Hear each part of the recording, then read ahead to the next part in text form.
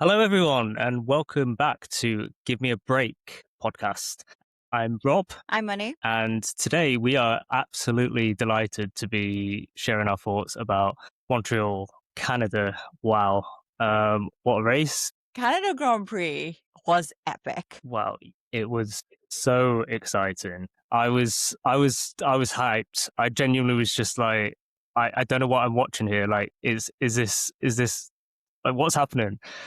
That was basically what was going through my mind. I couldn't express, and I just had the outlet of just messaging you what is going on half the time. Yeah, I mean, prior to Miami, the season wasn't going how I would have liked it to go, but I was, I had a renewed optimism after Miami, and that's continued into this race, and hopefully it will continue into the European season. Yeah, so if we can get it to continue into the European season, this summer of F1 is going to be fantastic, and I'm here for it. Here for it. So Canada was made even more exciting because it was the first year for a sprint. In Montreal. So Canada this year, similar to Miami that's just gone by, had sprint qualifying, sprint, race qualifying, and then the race. And so it was just action-packed.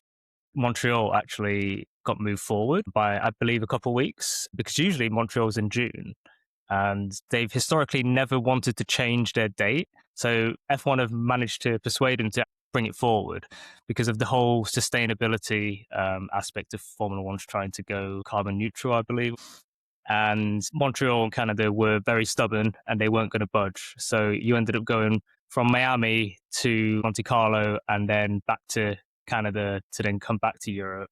But now they've changed that. So it's now Montreal in, and then now we're going into Monte Carlo as our next race, and that will be the start of the European season. Yeah. So with that, because it's coming earlier, it means, Canada is quite a cold country. So they're experiencing temperatures closer to what you're experiencing in Australia right now. The cooler, I wouldn't say that, but yeah. Well, yeah, the cooler weather compared to here. I mean, we're having a heat wave in the UK. So yeah, it is roasting here.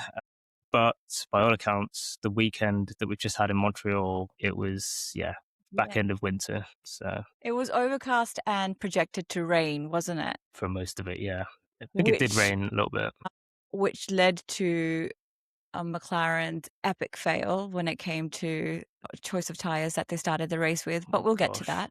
Oh my gosh, yes. First of all, let's start right from the top, the sprint race. Jeez.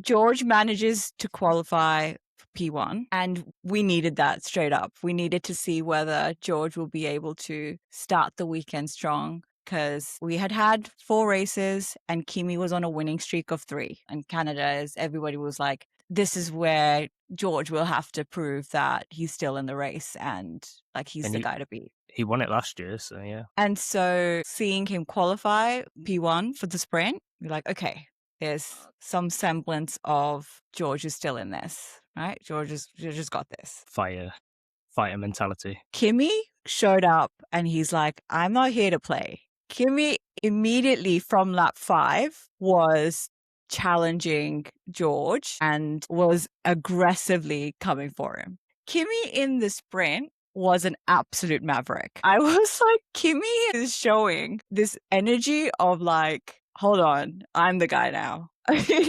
What did you think of Kimi's attitude in the sprint? Because immediately I was like, this is another side to Kimi that I think we're seeing now.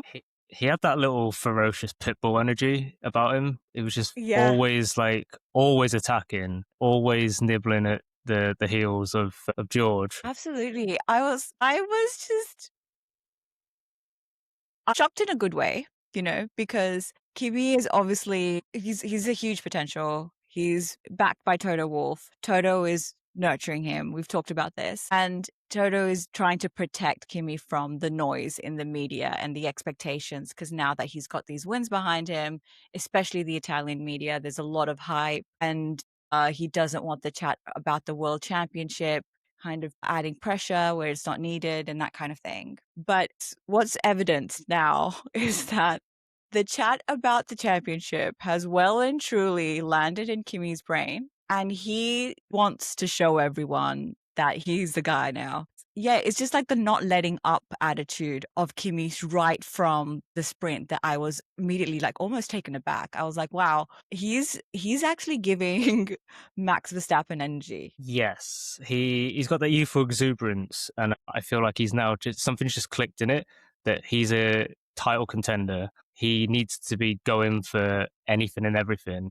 And it's like the fearless nature of him. Now, not all of the moves that I think he was trying were necessarily on. Yeah. I didn't know if he needed to be so impatient. You know, that's where George, I reckon, over the course of the season, if we continue to see fights like we did in Montreal, that might be where George can claw back some of the deficit that he's currently experiencing. Kimi, though, he showed a bit too much of the fearless side when he locked up a few times and causing him to go off the track and rejoining. I mean, on one of where he rejoined, I believe it was near where Wall of Champions is, and it just the bump he took when rejoining, it looked like it hurt in the cockpit, but I mean, obviously the suspension on these cars are top notch anyway. So that's it. And like even during the radio messages during the sprint, where Bono is basically trying to keep Kimi calm and say, just focus on the race. Like, you'll get your chance, just focus on the race. And Kimi is basically like, this is the second time he tried to overtake George, and where he thought that he was actually lined on the mirror, and he's like, he should have given me space, but he got me off the track, and calling for a penalty for George. Bono's trying to keep him calm. Toto Wolff has to get on and say, can you stop moaning on the radio and just focus on the race? And Kimi is clearly just like agitated, and he's having a real moment. And then he also loses a place to Lando, and Lando manages to overtake Kimi. I was like, now with the frustration that not only did he not manage to successfully overtake George, he's lost a position to Lando. I was like, is Kimi about to just like spiral out? Like, because he was so aggressive in the sprint. I mean, his race speed was incredible and his emotions were running high. The fact that his emotions didn't get the better of him and he just didn't like nick someone or get like just drive into the wall, I'm just impressed he still managed to finish the race and only conceded one position. So he started P2 but ended the sprint P3. So there was a lesson to be learnt there around, let's be patient, let's not go off on my teammate on the radio. But then he qualified again P2 for the race. When the race started, Kimi was back with the same attitude. He was like, I am going to lead this race and I'm going to win. yeah, I just thought that observing Kimi this weekend had obviously made the weekend. It's one of the key reasons why Canada was so exciting, but it's also, I think this is foreshadowing what is to come between the 100%. Mercedes team dynamic. 100%. And you can already see the fractures in the teammates dynamic where I think you're seeing it more from Kimi, I think, where he's visibly frustrated with George. Yeah. George is very PR friendly. Like, he's a PR dream, I believe, most of the time. But yeah, Kimi obviously hasn't sort of matured in that way. So he's probably wearing his heart on his sleeve, emotions on his sleeve. And yeah, you can really see it. He got overtaken by Lando in that sprint race. And Lando was basically, he's on his way to catching George as well at some point. Towards the end of the sprint. And I believe one of the backmarkers, it was Alex Albon, who he'd made George's life a bit dicey towards the end of the final couple laps because he then got closed up by Lando. So he managed to keep hold. But for Alex Albon, not a great weekend for him, which is a shame. And I believe it was in the first practice session where he crashed his car because he hit a groundhog. RIP groundhog, because you're not surviving a collision at that speed, which obviously is heartbreaking to know that groundhog has been struck. RIP. Yeah, he didn't have a very good sprint either. It just sort of languishing at the back, and then come to the race, and again, just the luck is not on his side. But the Oscar Piastri went into his side pod during the race. Completely not at fault, Alex, but he ends up having to retire because, he's just been collateral damage. So, not great for Alex. Yeah, a write-off weekend for Alex Albon. Yeah. But yeah, coming back to the sprint, what I was happy about was that Hamilton was, for a good portion of the race, was P4 behind all this drama happening. So George was still leading the race. Lando managed to overtake Kimi, and Kimi's now P3, and he's still trying to nuzzle his way back to the front. It's not happening. Meanwhile, Hamilton is at P4 trying to challenge Kimi. And I was like, ooh, let's see where this goes. Like, is Kimi completely going to spiral and then Hamilton manages to get P3? Like, what's going to happen? Kimi, on the final sprint lap, again attempts to overtake Lando, goes off on the grass, can't do it. So he has to give the position back to Lando. In all of that chaos, Hamilton goes from P4 to P6 because while all of that is happening, Oscar and Leclerc managed to get ahead of Hamilton. In the final lap, he manages to concede 2 spots. So I was like, here we go. Again with Hamilton, since joining Ferrari, is just, can we see some luck? Can we see some luck?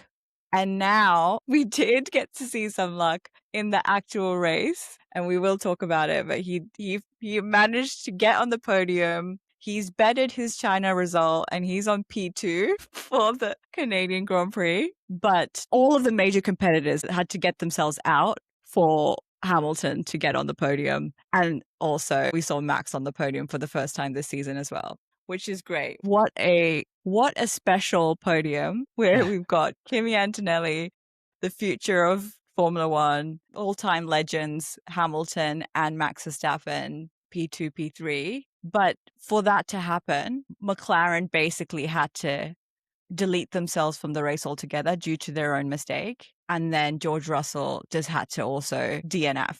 That's how these guys ended up on the podium. Yeah.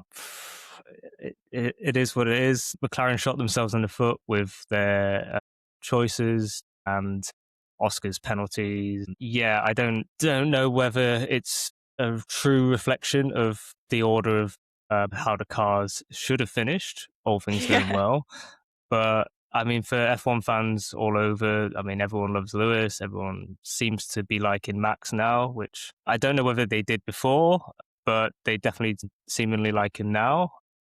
Maybe because he's not dominating. So yeah, it's good that some F1 fans can enjoy what was a very heartfelt podium.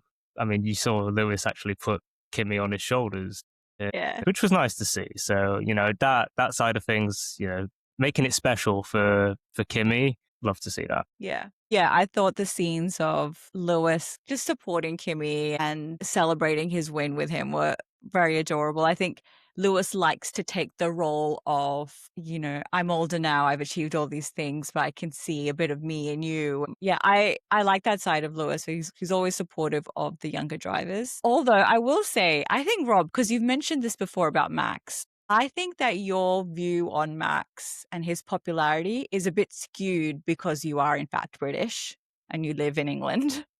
And so you assume that people dislike him more than they like him. And that's probably very, very likely the case in the UK because no one's forgiven him for 2021 Abu Dhabi and for stealing Lewis's 8th championship. But Max is very popular around the world and people love to support him. So I think he's a villain in the UK. We kind of saw that at the F1 75 celebration that happened at the O2 where he got booed. And I think Max was like, I'm not attending one of these ever again. You remember? Yeah. He just got booed on stage when they were doing the revealing the Red Bull cars. It was very awkward. But Max is a beloved F1 driver and people see him as one of the greats, So to see him back on the podium the first time this year, kind of maybe starting to get a hang of the regulations, complaining less. Ultimately, that's what we all want to see. We want to see Lewis in F1 as long as we can. We want to see Max in F1. and just seeing Kimi, who is, you know, clearly going to be the future of F1, and he's going to win championships. You know, my prediction is it's not just one. This kid's going to win many. And so this podium is probably like going to be like one of those legendary podiums where it's Kimi, Lewis, and Max for the first time standing on the one podium. I thought it was really cool. Yeah, I mean, as well with the driver popularity, with Driver of the Day, you know, the F1 app, you can vote for the Yeah. Driver of the Day. Which I is feel like, like, what is that? What even is that? It's just like, I it's the mean, most, no one understands the criteria, just fan favorite voting.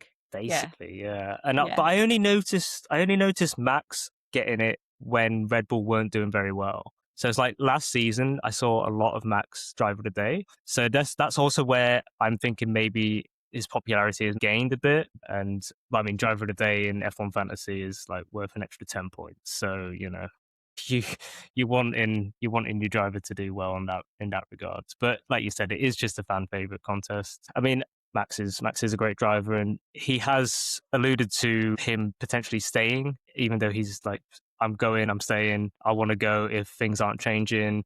I'm staying. You know, he keeps flip flopping with his stance at the moment with these regulations and the engine regulations. Hopefully, I'm not his biggest fan.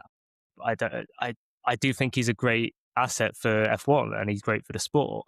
He's a phenomenal driver. I never shy away from telling people that. But yeah, he will be missed if he does leave. The regulation change that happened during the break, you don't see as many cars lose their speed and even down the straight going really slow because they're recharging their batteries. Whatever tweaks that have been made to the regulation that has now made the battery control better, like the swapping between the engine and the electrical battery, that has improved now, where you don't see that variance in the race speed that much throughout the race. So I think we've benefited there.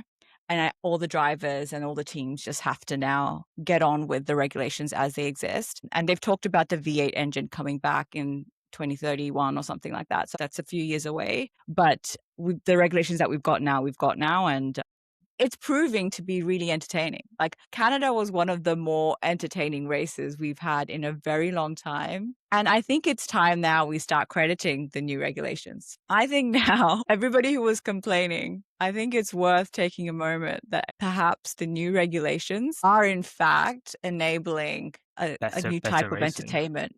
Yeah.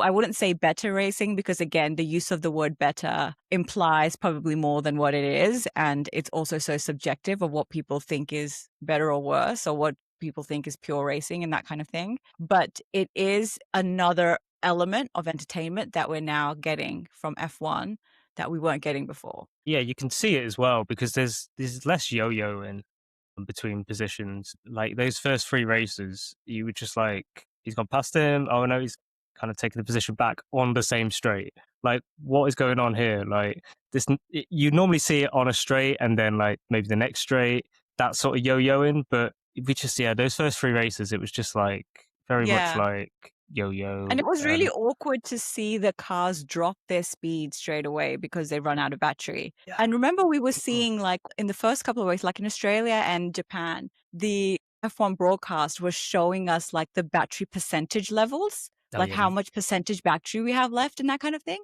And I was like, oh, is that going to be a part of F1 now? Like, this is like a video game. But all of that is kind of, it seems like we've moved past that as well now. It's becoming more seamless. From an engineering point of view, it might be interesting for a lot of people, but it just felt like that was probably too much information. And what you say about too much information, that they've had to simplify it.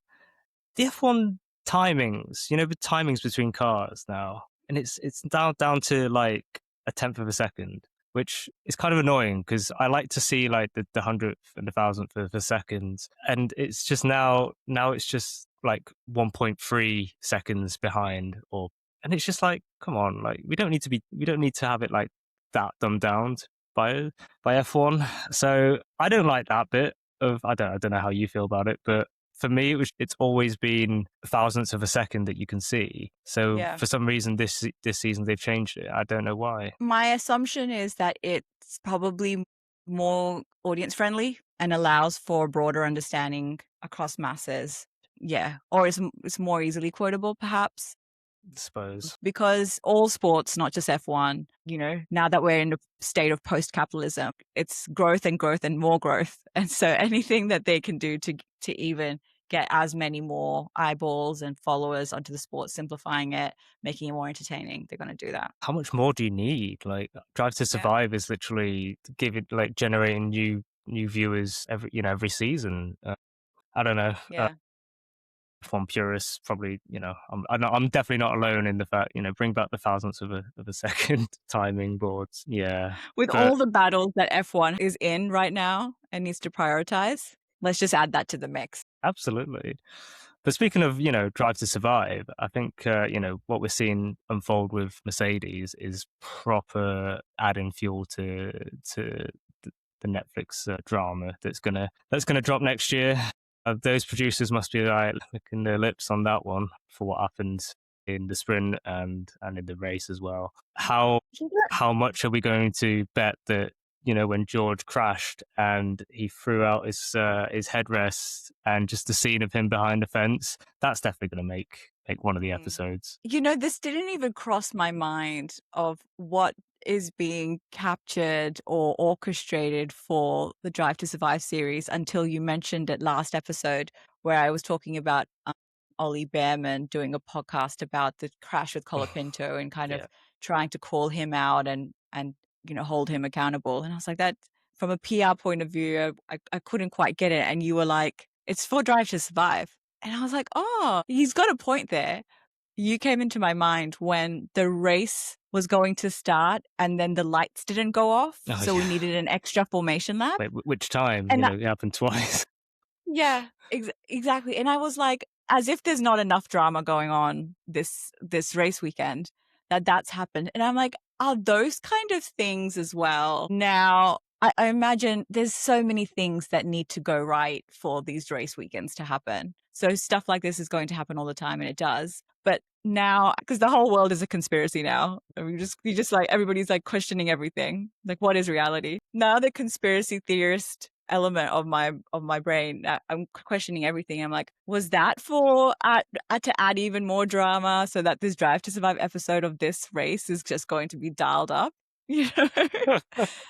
And speaking of the lights not going off and needing an extra formation lap, it was so heartbreaking to see Lindblad's car just not start. Yeah, couldn't get it in gear, could he? Yeah. He was having such a good weekend. He scored a point. He got the last point position in the sprint, didn't he? Yeah. And he's doing so well on race speed. He's shown really, really good signs from the very start. So his rookie season's going great. This is the difference between just opportunity and luck, isn't it? Like Kimi was discovered and he's now in that Mercedes car, which is the best car. He's got all of this opportunity to be the best. Lindblad is showing a lot of signs of, he's the real deal, and he could be in Formula One for a very long time. And if he was in the right car, whether he would be getting even better results. I mean, he is part of that Red Bull Junior driver program. And with those, I mean, in the early stages, rookie year, and then going on year 2, year 3, their main goal is to get into that second Red Bull seat behind Max. Isaac Hadjar is there at the moment. Yeah, I don't really know in terms of, I mean, the seats will become available throughout. Like, I mean, Gasly at Alpine is kind of struggling at the moment. He's been in F1 for a long time already. So, is his time potentially coming to an end? You've mentioned Ocon, Hulkenberg, these are drivers that have been in F1 a long time, and in order to facilitate new rookie drivers coming through, like, these are sort of the drivers that may have to be ousted out. Yeah. So, but then again, it's an opportunity in a midfield team. Yes. Yes. Rather than like a title contender team. And as a new driver, as a rookie, with the second Red Bull seat now reputationally even, and what the reality of that second Red Bull seat is, if you're a driver who's like, I want to prove things, aiming for that second Red Bull seat isn't really an ambition, is it?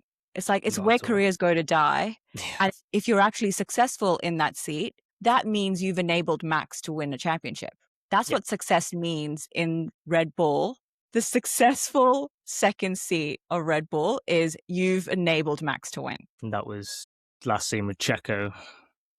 Right? Yeah. And so I'm just like, if you're a rookie driver and you've got the kind of potential that Lindblad is showing, I'm like, I don't want his career to go and die in the second Red Bull seat.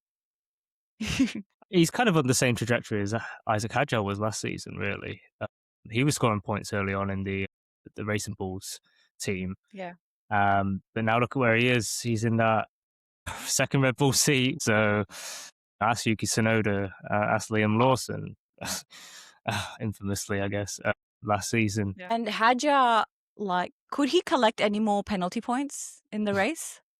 It's just like, he needs some counseling, I think, how to keep his cool during the race. The good thing about Hadjar, though, getting those penalty points is the fact that the gaps in the race, by the time he ended up, serving these 10 seconds penalties and then a stop and go, he didn't really have anyone around him. He had about 46, 47 seconds gap between the next car, so it wasn't doing anything for his race. Yeah.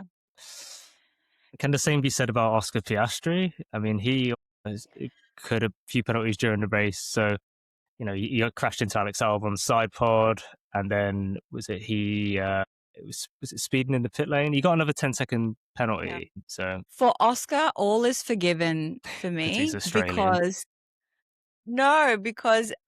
during the formation lap, he had that gut feeling you have when you've messed up on something and you're like, oh no, he had that during the formation lap. He's speaking to his team. You can just tell he's just like, guys, we've messed this up. We're the only ones on these intermediate tires. It's not wet. It's not going to rain. This is going to stuff up our race. Him and Lando. And so Oscar's mind was probably immediately like, oh my God, the race is gone now. Like, just forget about it. And in that state of mind, yeah, I'd be speeding through the pit lane. I'd be crashing into people. I'd be like, what a disaster. It was such a disaster. The fact is, with the McLaren boys, that they both said it on that first formation lap. So they got given a second chance. Like, the F1 race gods were literally saying, okay, have another go. Yeah, fix your mistake, go round again, and then start from the pit lane. And still McLaren were taking pages out of Ferrari's playbook and screwing up their own drivers' race strategy. It just gave me flashbacks from which race was it last year when the safety car came out and everybody pitted except for the McLaren guys? And then Oscar would have won that race and then Max won. So everybody had one strategy, which is like, let's pit. And the only team that didn't was McLaren. I think it was Qatar. I think it was Qatar. Yeah. So yeah, it's the McLaren doing the polar opposite of what everybody else is doing. Has happened more than once. I will say, when you say compared to the rest of the field, it's more compared to the rest of the top teams. None of the top teams did, because we had Audi and Cadillac both on the intermediates as well as Carlos Sainz. Randomly, so there were seven drivers that were on intermediates. But yeah, I don't know why it was far too dry for intermediates. But imagine being Lando and getting that start. I'm just thinking, great, I now have to pit because I'm on the wrong tires. Like, I think I'd rather just not have had that opportunity to take the lead, on lap one. If I just had such a good start, it was completely wasted because he was on the wrong tires. Horrible feeling. Which is really unfortunate. Then it just didn't work out for him or Oscar throughout the race, and they just kind of faded away, really, didn't they? Yeah. So they basically just removed themselves from the race purely on their own doing. But the rain excitement from the race was coming from Kimi and George. So Kimi then is immediately trying to continue on the energy from the sprint, but now he's also feeling hard done by because he thinks that George should have gotten a penalty. He thinks George got him off the track when he was trying to overtake, and it was a legit overtake. And then he was asked not to moan about it. So Kimi showed up at the race with the added energy of, I'm not letting up. And he was just giving, I have something to prove, and he was on George Russell's tail the whole time. The pressure was on. It was palpable through the screen. From the actual start of the race, he actually overtook George. George backed out, and him and Kimi and Lando essentially kind of pincered him. George dropped down to third, so Kimi essentially took the lead of the race. But well, that ended up swapping throughout. It was an exciting start. Kimi had the chance to really push away when Lando had pitted for new tyres to go off the intermediates, and George ended up just clawing him back a little bit, and that's when you saw the fighting between them early part of the race. It was about lap 7 when Kimi ended up locking up, and then that gave George the opportunity to go ahead and take the lead, which, hey, that was part 1 of the exciting 30 lap drama that we ended up getting between the Mercedes. Lockups were actually a big part of the afternoon, really, from both Mercedes drivers. Yeah, and Kimi wasn't wasting any time. He wasn't like, in the second half of the race, towards the end, I'm going to try and make my move and capture the lead and maintain the lead. In the sprint and in the main race, just straight off the bat, he's applying pressure. So while it was so thrilling to watch, and huge credit to Kimi for then, after George's car just stopped working, the engine gave out, the fact that Kimi then just composed himself and kept the lead, just the excitement of, oh my God, I've been rewarded for all of this pressure I've been putting on. I can imagine, not just as a 19-year-old, but anybody in that position who's like trying to prove themselves, they're the underdog compared to the other person. And in that situation, your competitor is taken out by sheer luck. Like you were competing really, really hard, but the fact that your competitor is out and you didn't have to do anything more, the excitement of that, I'm like, even that would make a lot of people make mistakes. Yeah, I mean, he was very fortunate in the way it transpired, but for the composure that he showed, fair play to him. There's nothing more he could have done. To be honest, after that George retirement, the cameras just didn't even really pan to Kimi at all throughout the rest of the race. So that was the first half of the race, first 30 laps, and then after that, barely anything to do with Kimi, because he was just cruising. Kimi was lapping cars twice. I believe he lapped probably Perez, I think it was, twice. Yeah. But George, I think George was quite unlucky, obviously, with the way his engine just so unlucky, just gave out. And you could just see the power just go. Like, he didn't have anything more. He wasn't able to just like downshift. It was just purely, it just completely went. Oh my goodness. I imagine in that moment under his helmet, he was crying. Like there was just tears of shock, disappointment, frustration, anger, all of it. I imagine there was a burst of tears that came out. I don't know if they did. I wanted to cry on his behalf. I was truly like, I think I welled up, only because I was like, oh my goodness. Can't catch a break. This is so unfortunate. This is where, and it reminds you how much of F1 is so out of your hands as an athlete. For example, we talk about tennis and like an injury can happen at any time, but your tennis racket and the ball isn't going to give out on you, like in this case, the equipment is just, you have absolutely no control over, like a fluke thing that could happen. And Mercedes, their engine giving out for their driver is very disappointing on the team. I was so upset for him because this is not how you want to see the drivers getting beat. There was such a good competition happening between him and Kimi. It would have been great to see it till the very end. Would we have seen it till the very end? I think I was saying to you, this probably ends up in a double DNF for Mercedes at the rate it was going. Because it was very close, very tight, but it was exciting. And I'm pretty sure the drivers themselves said after the race that, like, obviously George was like, it was unfortunate, but he can hold his head up pretty high, be proud of his race weekend. Because up to that point, he was doing really well. And there was no reason for him not to be proud of his performances. I could definitely see Kimi taking George out at some point. if they continue. Yeah. That was what I said to you, and I was just like, well, it's going to be dicey. Yeah, but talking about foreshadowing for the future, I think it's going to happen. I think it's going to happen at some point in the season. Yeah, it's still the lack of maturity aspect in his driving, and you saw that with Lewis in the start of his career. You see that with Max. You know, these are good drivers. These are really talented drivers, but just a lack of just knowing when to pick your battles, that hasn't come for Kimi yet, and I don't think it will for another good few seasons. So enjoy this version of Kimi while it lasts. I don't know if you were like this, but when I first got my driver's license, Hmm. I racked up those speeding fines. They came thick and fast. After my learners, when I finally got my P's, provisional license, I was still a teenager driving a car. If it says it's 60 kilometers per hour, I'm going 65. That's fine.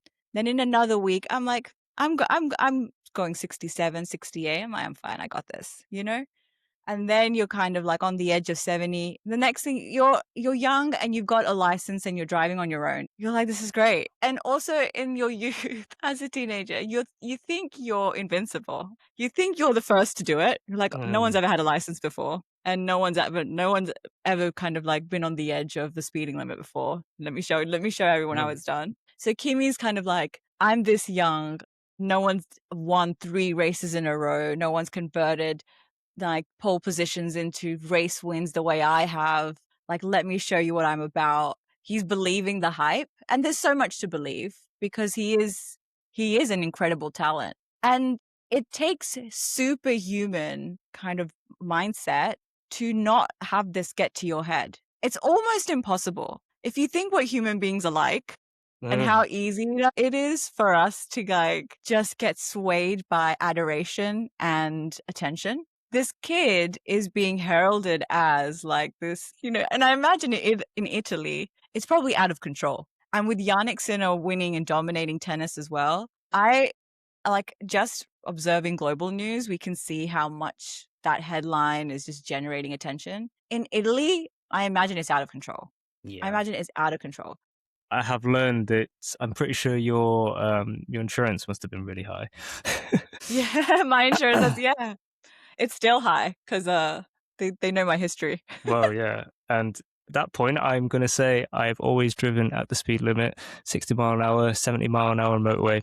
Good. I believe that, Rob. I believe you've never been out of the speed limit. You're just never. Because you're responsible. That's it. Apart from the one speeding ticket I did get about 10 years ago. So, but that's off my license now, so it's all good. So you're a George Russell, Yeah. Bit more, yes. Yeah. So I love Kimi. I backed him from the start. But where the inexperience point is showing is with that impatience, perhaps. Like, if you patiently carry on like the same way, this championship is in your hands. But if you get impatient and you want to win every last point, like in the sprint, he's going after George. It's a 1 point difference. If he keeps his P2 position and ends the sprint P2, that's it. You've only got 1 less point than George got in that race. But he's going after George. He's asking for George to get a penalty. All these things. He's fighting over 1 point, which he ended up then losing 2 points because he was so worked up about it. And what now is worth seeing is that Kimi's been rewarded for this bravado by the F1 universe and the F1 gods. The fact that George's car stopped working and Kimi won that race, the attitude he brought to Canada, he's been rewarded for it. And so Monaco and the rest of the season, I'm like, oh my God, we're about to see like, what's the Chucky version of Kimi? Oh, we're about to see that. I will say though that reliability issues do happen across the season. So we've kind of seen part 1 of this. It will be Kimi's turn maybe next time in a race in the future, but we will see an engine failure of some kind, whether that be in a race or whether that be affecting his qualifying, or maybe hopefully they catch it between sessions and then he just takes the 10 place penalty and then he can work his way through the pack during the race. But that's the kind of luck that's probably the kind of luck he'll have. The way this season's already gone. George actually has an engine failure during the race. Kimi maybe not during the race where, the big points are on offer. But it's a long season. Many battles will be undertaken. But yeah. I'm looking forward to it all. What did you think of George's reaction of just like throwing his headrest onto the track? He looked like he was about to punch someone in the throat. Like if anyone was behind the fence with him and said something to him. Not that I'm saying like he would have done, but he just had that look about him that he was just very like, why is this happening to me? That's how it looked from behind the fence. And yeah, he's going to be a meme. I mean, that shot of him with his helmet off, looking through the fence at his car, being escorted off the track.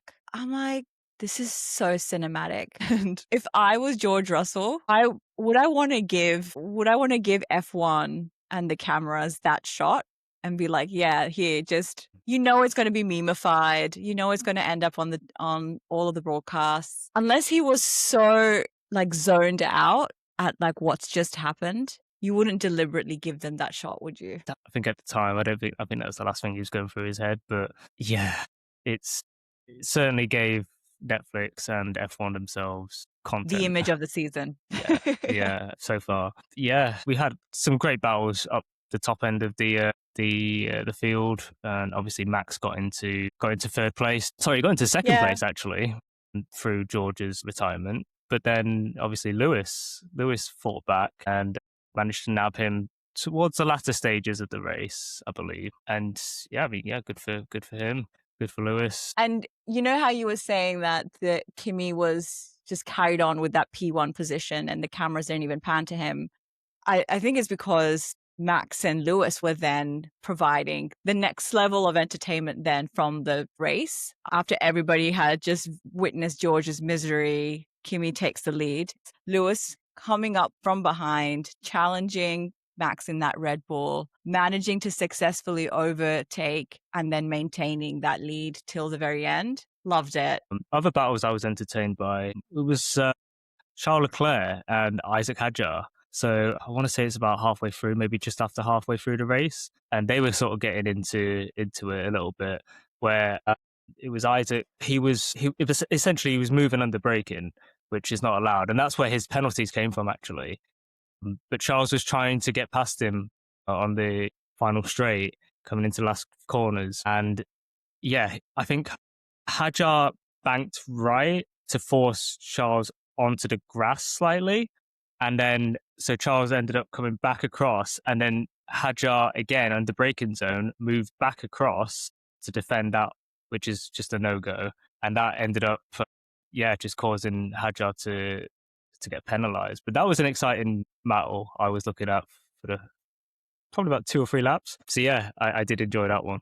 And then lastly, got to give a shout out to Colapinto. Colapinto has grown on me in this season. And now, I'm backing Colapinto in the midfield. He's absolutely turned a corner, hasn't he? Lovely. So as we wrap up, do we want to have a quick look at the Canadian Grand Prix trophy and see what we think about it? Oh, yes. So was this trophy worth it? I have to say, this trophy feels unserious to me. I'm like, this is not a professional sport trophy. It feels unserious. Yeah, I don't know. It's a bit of metal that's just been curved. I'm not feeling it. I'm not feeling it at all. What's the shiny paper called that they stick on plastic? Because it looks like a plastic trophy, and then it looks like they've just put like a shiny silver tint across that if you scratch it with your nail, probably the shiny tint will come off. Yeah, like that foil kind of. What's going on there? Yeah, it's also not very, very big. It's quite a small trophy compared to some of the others, I feel. Well, I think I noticed that Kimi's one, obviously P1 trophy is the biggest. And then there's the same trophy, smaller in size for P2, smaller in size for P3. It's awkward looking. Which way's front, which way's back? Clearly they've gone for a checkered flag. However, it looks like a ribbon because I see it. I think they've gone for a checkered flag, but the proportions of it makes it look like a ribbon. And then they've got the token maple leaf stuck in the middle. It's not giving premium. There's it too doesn't look much going premium. on for not a lot, if that makes any sense. Like, it Yeah. feels like they've tried to incorporate too much into a very basic, simple design. Yeah. Not for me. I wouldn't have it front and center. There's better F1 trophies out there. So for me, I'm just gonna say it's not worth it. It's not worth it. It's not worth it. Our criteria for this segment is if you gain nothing else and you only get to take home a trophy, that's the only representation of your win. This trophy is not worth it. If you compare the F1 calendar, In fact, it's unanimous. disappointing. Yeah. In fact, it's disappointing. Like if I'm Max or Lewis, I'm giving the trophy back. Yeah. I'm like, you can have this. I've got heaps of nice ones at home. You can have this. Kimi might take it because he's like, I'm still building my trophy cabinet. If I'm Max or Lewis, I'm like, I don't have any space in my luggage. Sorry, you can take this. We'll give it to Ferrari and give it to Red Bull. They can put it in their factory. Yeah. All right. Great. Well, as usual, lovely to catch up with you, Rob, and always great to talk F1 with you. So much fun, and we're going to have so much more great chats, and I'm looking forward to the rest of the season. So I'm looking forward to it too. Yeah, guess we'll see you next time. See you next time. Thanks for listening. Stay tuned. Bye.